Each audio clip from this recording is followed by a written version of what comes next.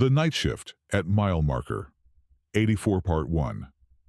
Working the graveyard shift at a diner off Interstate 40 does a couple of things to a man. First, it completely ruins your taste for decent coffee.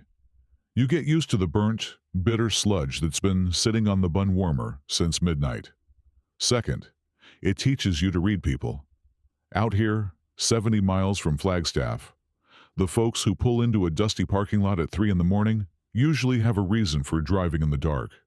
Some are just long-haul truckers, hopped up on gas station energy drinks, trying to make their delivery window. Others are running away from something. My name is Arthur. I'm 54 years old.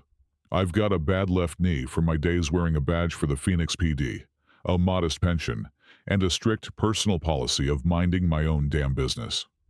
I took the night manager job at the Rusty Spoon because I like the quiet. The desert at night has a certain kind of peace to it, until it doesn't. It was a Tuesday in mid-August. The Arizona heat was still baking the asphalt outside, radiating through the glass of the front door. The only sound in the diner was the low hum of the fluorescent lights and the rhythmic buzzing of the broken neon open sign above the cash register. I was wiping down the counter with a bleach rag when the brass bells above the door chimed violently. A woman stood in the doorway. She was breathing hard, practically gasping, clutching a designer leather purse tight against her chest like a life jacket. She wore an expensive emerald silk dress, the kind you'd see at a high-end charity gala down in Scottsdale. But out here, she looked like a glitch in reality. The hem of her dress was torn. She was missing her left shoe, standing barefoot on the cheap linoleum, and there was a dark, wet stain spreading across her right sleeve. Even in the dim light, my old cop eyes knew it wasn't spilled wine. She looked around frantically, her eyes darting past the empty red vinyl booths before settling on me. "Please," she whispered, her voice trembling. She stumbled forward and practically threw herself against the counter, digging her manicured fingers into the sticky formica. "He's going to kill me. You have to hide me, please." I sighed, tossing the rag into the stainless steel sink. Like I said, I usually mind my business. "Miss, I think I should call the highway patrol." "No cops!" she hissed, her eyes wide with a terror that looked absolutely genuine. "He'll hear it on the scanner. He'll know." Before I could argue, she unzipped her purse and dumped a thick stack of $100 bills, wrapped in purple bank bands, right next to the salt and pepper shakers. $10,000, she choked out, pushing the pile toward me. "Take it. Just put me somewhere safe and tell him you haven't seen me. I just need to survive the night." I looked at the money. It was more than I made in 6 months, flipping burgers and pouring bad coffee. Then I looked out the grease-stained window. About a mile down the dark stretch of highway, a pair of bright LED headlights appeared. They were moving fast, too fast, and they were slowing down as they approached mile marker 84. My instincts, the ones I thought I retired 10 years ago, kicked in. "Back of the kitchen," I said, my voice dropping to a low, calm register. I swept the cash off the counter and shoved it deep into my apron pocket. There's a heavy steel door, the walk-in meat freezer. It's soundproof and it locks from the inside. Go. Now." She didn't hesitate. She scrambled behind the counter, limping heavily on her bare foot, and disappeared through the swinging kitchen doors. I grabbed the bleach rag and quickly wiped down the counter where she had been standing. I caught a smear of fresh blood just in time, scrubbing it away until the formica shined. I threw the bloody rag into the trash bin under the sink, grabbed a clean mug, and poured myself a cup of the black sludge. Outside, the crunch of gravel echoed through the quiet night. A black Chevy Tahoe pulled into the parking lot. It parked aggressively, taking up 2 spaces right by the front door. The engine cut off. For a long, agonizing moment, nothing happened. Just the ticking of the cooling engine. Then, the driver's side door opened. Heavy boots hit the gravel. I took a slow sip of my coffee, picked up a clean rag, and started wiping the already clean counter. The brass bells above the door chimed again. Part 2. The man who walked in didn't look like a monster. He didn't look like the kind of guy who chases barefoot women down dark desert highways. He looked like an accountant who had a really, really bad day. He was in his late 40s, wearing a crisp, light blue button-down shirt that was completely soaked with sweat under the arms. His tie was loosened, and his slacks were covered in fine, red desert dust. He had thinning brown hair and wire-rimmed glasses that caught the glare of the neon sign outside. But it was his eyes that gave him away. They were dead, cold, calculating, and completely devoid of whatever panic his sweating face was trying to project. He paused at the door, taking a slow, methodical look around the empty diner. His gaze lingered on the booths, the restroom's hallway, and finally, on me. He walked up to the counter and took a seat on the stool exactly where the woman had been standing 2 minutes ago. "Coffee," he said. His voice was smooth, almost polite. I poured him a mug, pushed it across the counter, and slid the sugar dispenser toward him. "Cream's in the little fridge right behind you." He didn't touch the coffee. He just stared at me. "Quiet night," he said, adjusting his glasses. "Usually is this far out," I replied, leaning against the back counter, crossing my arms. "Most folks take I-17 if they're heading north." "You lost?" He smiled. It didn't reach his eyes. "Not lost, just looking for something I misplaced." He tapped his fingers on the formica. Tap, tap, tap. My wife. "We had a bit of a disagreement a few miles back." She got out of the car. "I've been driving up and down the shoulder trying to find her." "You haven't seen a woman come through here, have you? Wearing a green dress?" I looked him dead in the eye. "I've lied to defense attorneys, internal affairs investigators, and my ex-wife. A sweaty guy in a Tahoe wasn't going to break my poker face." "No, sir," I said evenly. "Just me and the coyotes tonight." He stopped tapping. He leaned forward, resting his elbows on the counter, invading my space just a fraction of an inch. "That's strange," he murmured. "Because the desert is remarkably quiet, Arthur." He looked at my name tag, and when I pulled up just now, I noticed 2 things. He held up a finger.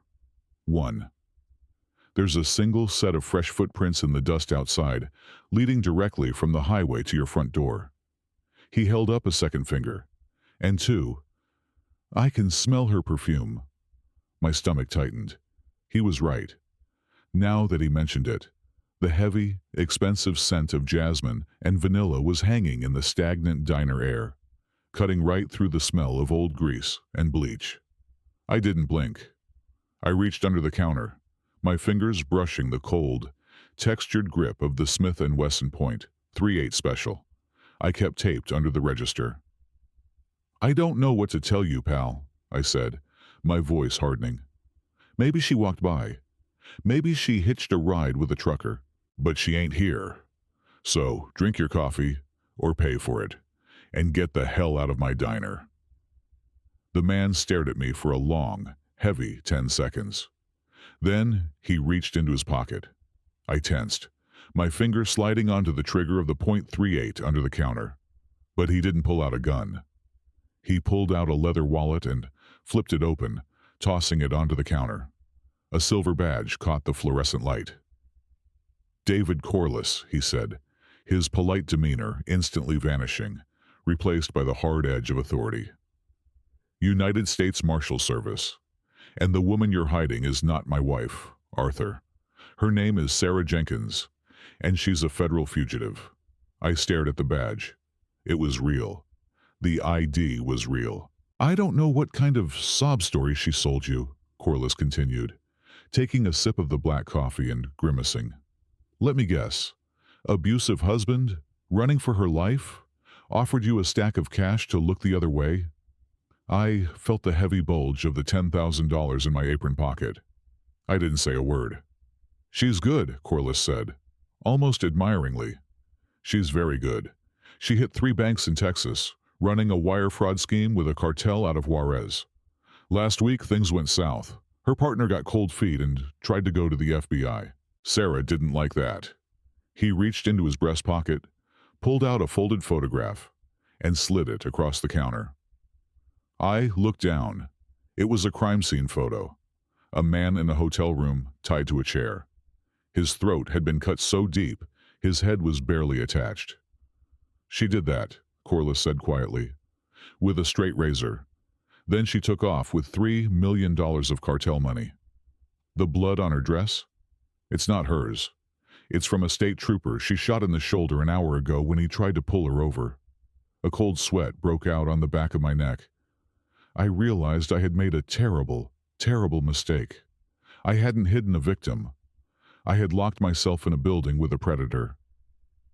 "So, Arthur," the marshal said, standing up and unbuttoning his suit jacket, revealing a Glock 19 holstered at his hip. "I'm going to ask you one more time. Where is she?" I slowly pulled my empty hand out from under the counter. I pointed toward the swinging kitchen doors. "Walk-in freezer," I said cohesively. "In the back." She locked herself in. Corliss nodded. "Smart man. Stay out here. Do not move." He drew his weapon, holding it tight against his chest, and moved silently toward the kitchen. He pushed the swinging door open with his shoulder and disappeared into the back. I stood there, heart hammering against my ribs, listening to the heavy silence of the diner. Then, two things happened in rapid succession. First, the power went out. The humming fluorescent lights, the neon sign, the refrigerators. Everything died instantly, plunging the diner into absolute, suffocating darkness. Second, the heavy steel door of the walk-in freezer didn't open. But I heard the distinct, sharp sound of a gunshot ringing out from the kitchen. And it wasn't a 9mm Glock. It was the heavy, deafening boom of a .44 Magnum. Part 3. The gunshot echoed through the diner like a bomb going off, rattling the cheap windows in their frames. Then, silence. Total, crushing silence. I dropped to the floor instantly, years of police training overriding the sharp pain in my bad knee. I crawled behind the counter, pressing my back against the greasy cabinets, clutching the .38 Special in my right hand. The darkness was absolute. Out here in the desert, there are no street lights to bleed through the windows. Only the faint, pale glow of the moonlight illuminated the silhouettes of the tables and chairs. I held my breath, straining to hear over the pounding of my own pulse. "Marshal," I rasped, keeping my voice low. Nothing. No groan, no footsteps. Just the oppressive quiet. The breaker box, I thought. The main breaker panel for the diner is in the kitchen, right next to the freezer. She hadn't locked herself inside. She had waited by the door, hit the lights the moment Corliss walked in, and ambushed him in the dark. I wiped a bead of sweat from my eye. $10,000 felt like an anchor in my apron pocket. I should have called the patrol. I should have minded my business, but regretting it now wasn't going to keep me breathing.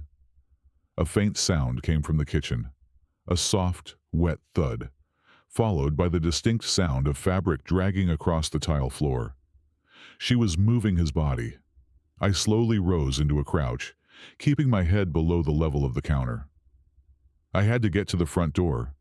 If I could make it to the parking lot, I could get to my truck, grab the shotgun from the cab, and call for backup on the CB radio. I took a step. My knee popped with a sharp crack. The dragging sound in the kitchen stopped immediately. "Arthur?" Her voice drifted out from the swinging doors. It wasn't the terrified, trembling whisper from 10 minutes ago. It was calm, sweet, almost playful, and it sent a shiver straight down my spine. "Arthur, are you still out there?" she called out softly. I didn't answer. I tightened my grip on the .38 and crept toward the end of the counter, aiming for the aisle that led to the front door. "He wasn't a very nice man, Arthur," Sarah continued. I heard the faint creak of the kitchen door swinging open.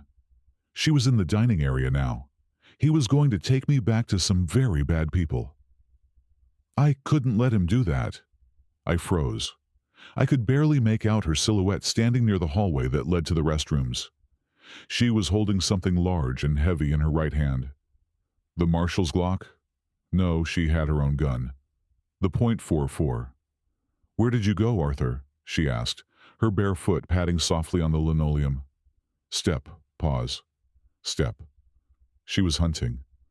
"You know, you shouldn't have told him where I was. That hurt my feelings. After I paid you so well, too. I was 10 feet from the front door. The moonlight caught the silver handle. If I made a run for it, I'd be exposed for 2 seconds. At this distance, a .44 Magnum would punch through the front door and tear me in half before I even hit the gravel." "Come on out, Arthur," she crooned. She was closer now, moving toward the counter. "I just need the keys to his Tahoe. He dropped them when he fell, and I can't find them in the dark. Help me look, and I'll leave you 5,000 more. We can both walk away happy." It was a lie. "You don't leave a witness who knows you murdered a U.S. Marshal." I slowly raised the .38 over the counter, resting the barrel on the edge. I couldn't see her clearly, just a shadow moving among shadows. "Stop right there, Sarah," I said.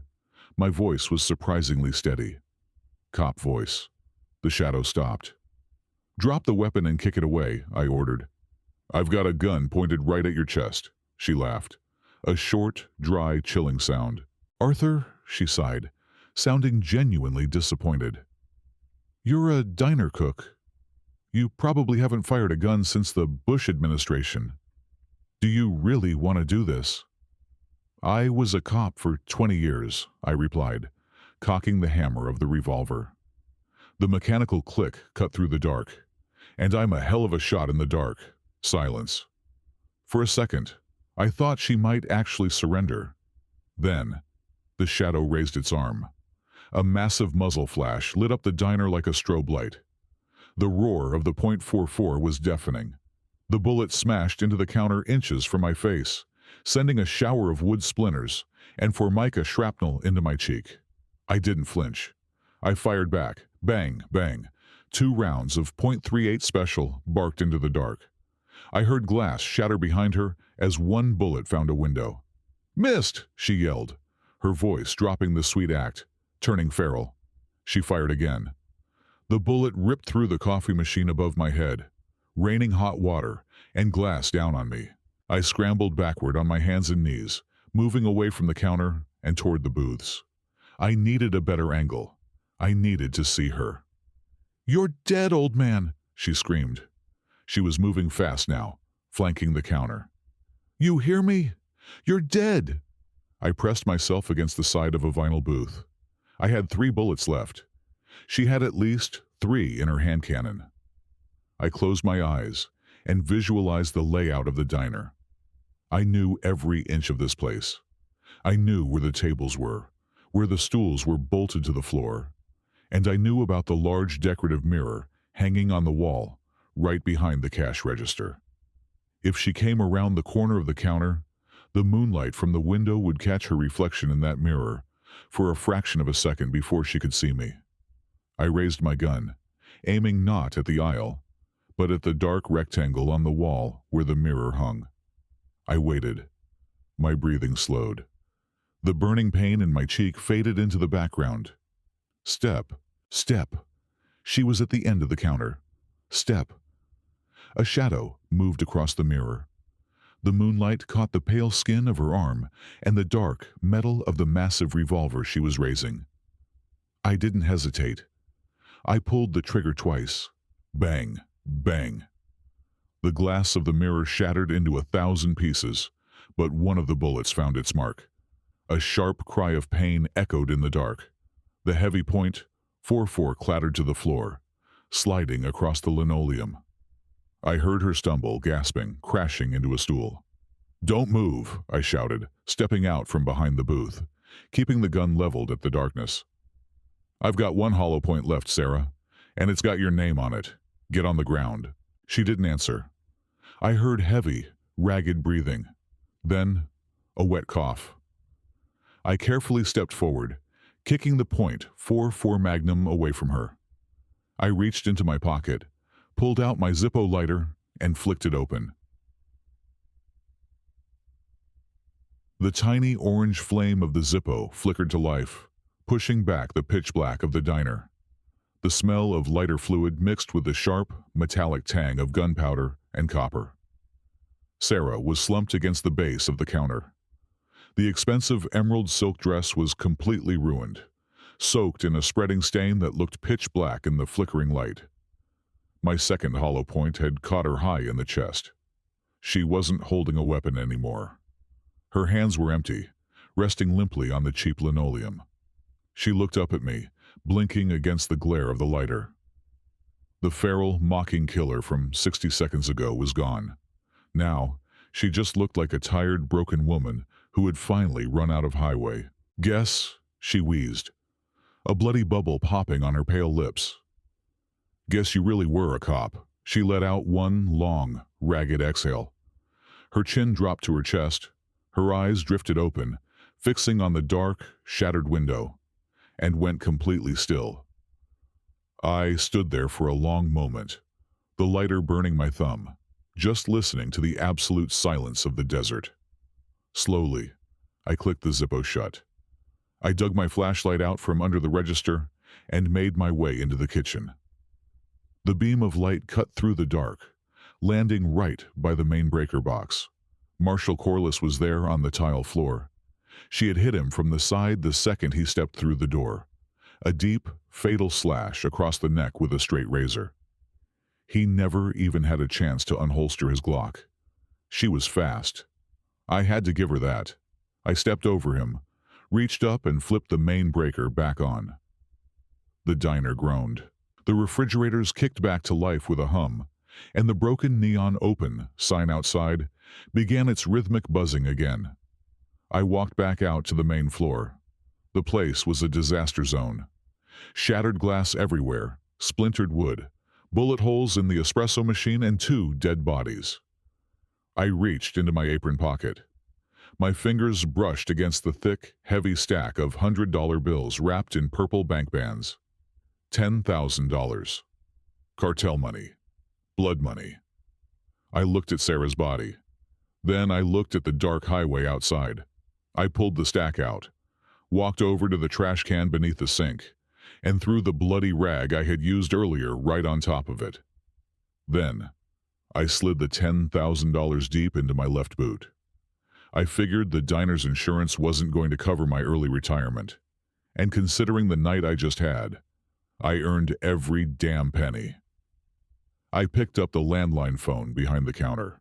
Miraculously, the cord was still intact.